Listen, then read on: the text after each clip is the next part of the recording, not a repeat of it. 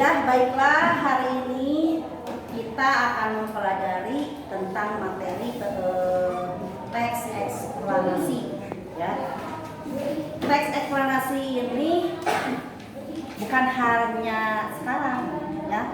Pasti kalian sebelumnya sudah mempelajarinya pada saat kalian di SMP, ya. Sekarang Ibu hanya ingin mengingatkan saja apa itu teks eksplanasi, karena kan selama 2 tahun kalian itu hampir diam di rumah belajar secara daring. Mungkin banyak di antara kalian yang lupa lagi apa itu teks eksplanasi, ya.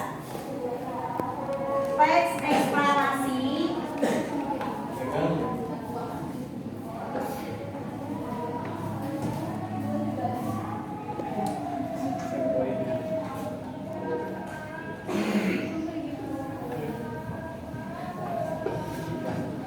pengertian teks eksplanasi.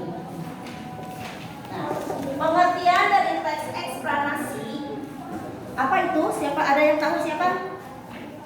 Atau ada yang masih ingat apa itu teks eksplanasi? Teks yang berisi tentang proses mengapa. Ya, Mbak Salsabila.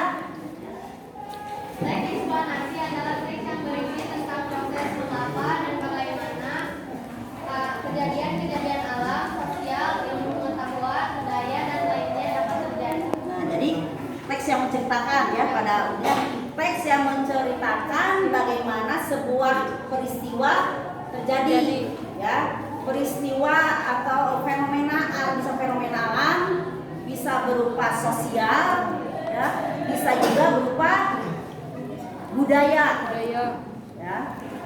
Berupa fenomena alam, contohnya banjir, gempa bumi, longsor, tsunami, gunung meletus, ya.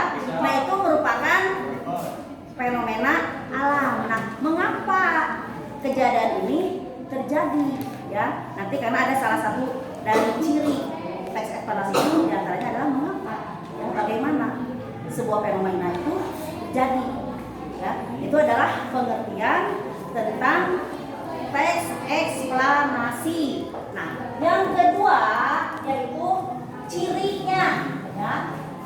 Ciri-ciri apa saja?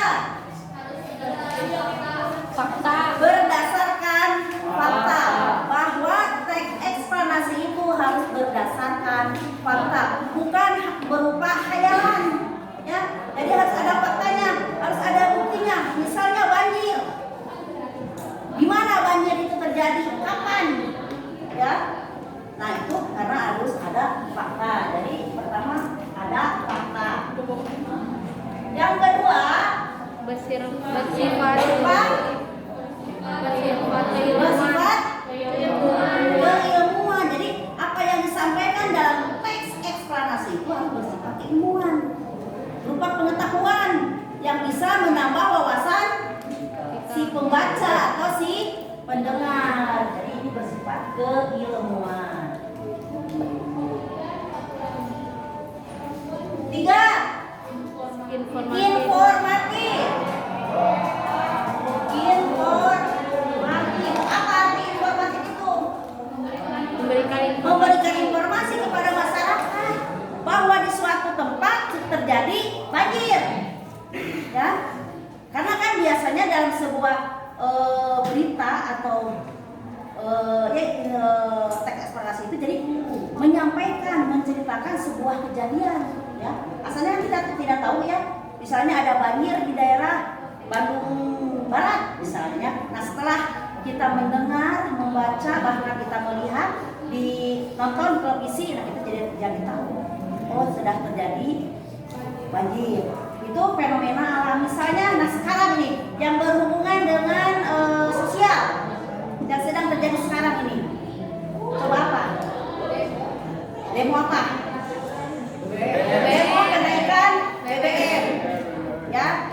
Banyak terjadi demo di daerah-daerah tentang masyarakat itu tidak setuju dengan kenaikan BBM.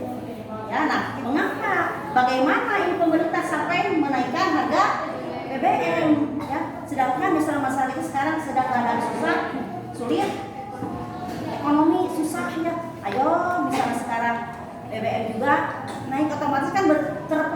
ya berpengaruh terhadap yang lainnya. Kalian ongkos ke sini ke sekolah naik, Iya. harga bahan pokok juga naik. Nah itu pengaruh dari kenaikan BBM. Nah itu ya. Terus apalagi ciri yang lainnya? Fokus. Apa? Masih ada satu lagi apa coba? Fokus pada hal umum. Jadi yang disampaikan itu bersifat umum, ya. Jadi bersifat umum. Yang bersifat umum yang berhak diketahui oleh atau wajib diketahui oleh masyarakat. Ya. Jadi bukan sebuah peristiwa yang ditutup-tutupi, yang hanya segelintir orang yang bisa tahu, bisa mengetahui. Tapi kalau teks eksplanasi itu harus diketahui oleh seluruh masyarakat. Ya. Nah itu adalah cirinya. Sekarang yang ketiga apa? Struktur. Struktur. Satu apa strukturnya? Identifikasi fenomena. Penjelasan umum. Ya, penjelasan umum.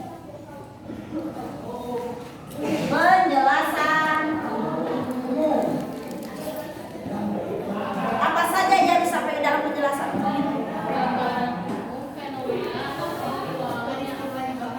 Peristiwa atau kejadian yang akan dibahas dalam teks eksplanasi.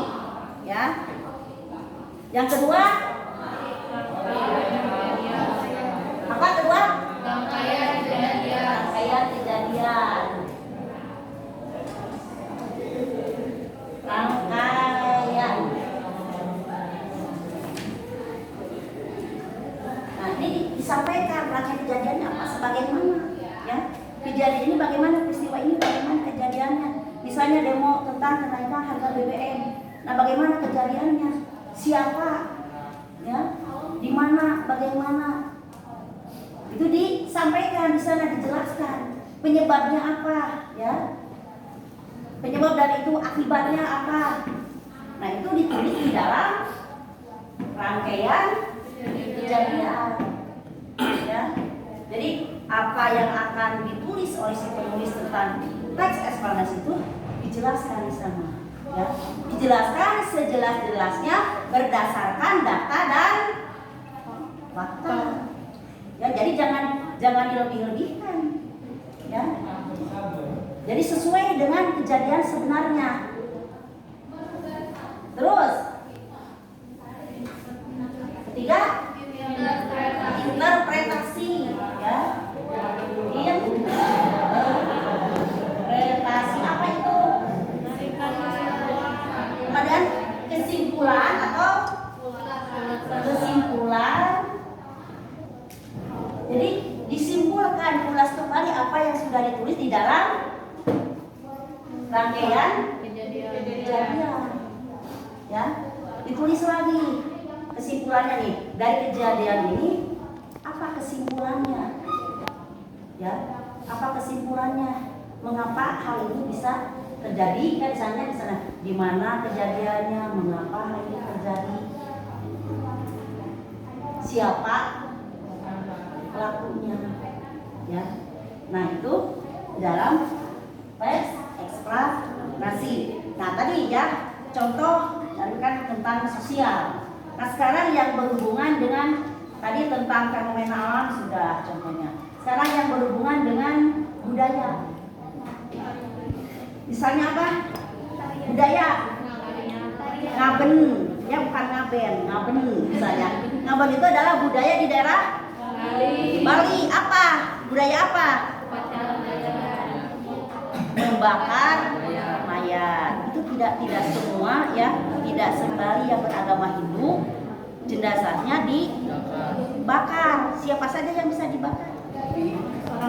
Orang-orang yang punya uang, ya. Orang-orang yang punya uang itu kan mahal itu, ya, biaya untuk untuk pembakaran mayat itu mahal.